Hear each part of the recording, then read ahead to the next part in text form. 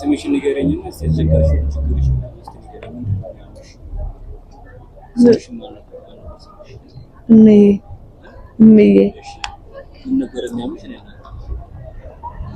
ልቤን ነበር ማለት የሚረዳሽ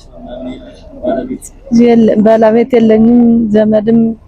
ምስኪን ናችሁ የለኝም ዝም ብዬ ሰው ቤት ልሰራ ነበረ ቸግሮኝ ነው የወጣሁት ሰው ቤት ነበር የምሰራው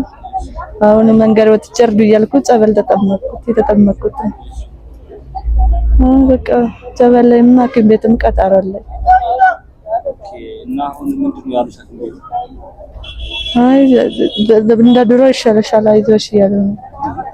እንደ በፊቱ ትንሽ ለውጥ አለ ጸበል እየጠጣው ስለሆነ ይሻለኛል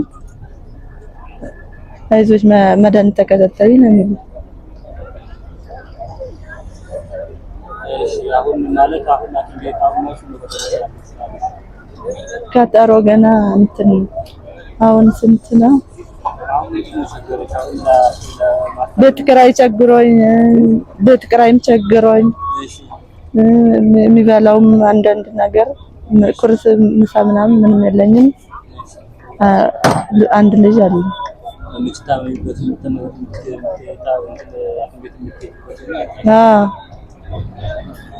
አሁን ወረቀት አለሽ በዛ ወደ የድጋው የቀበሌ ስለዚህ እስቲ አሁን ስንት ነው የምትከፍይው ስንት ነው የምትከፍይው ቤት ኪራዩን 2000 የታው መገናኛ አዲስ አበባ እና ችግር የለውም እንዳልኩሽ አሁን ሰው ለሰው የሚሄድ ቻናል አለና እዛ ላይ የሰው ይቸገራል በተለያየ ነገር እና ሰው እንዲረዳ ወገኑ እንዲረዳ በሚችለው አንፃር እናደርጋቸዋለን እዛ ላይ እንለቃለን ስለ ቁጥር አለ ያ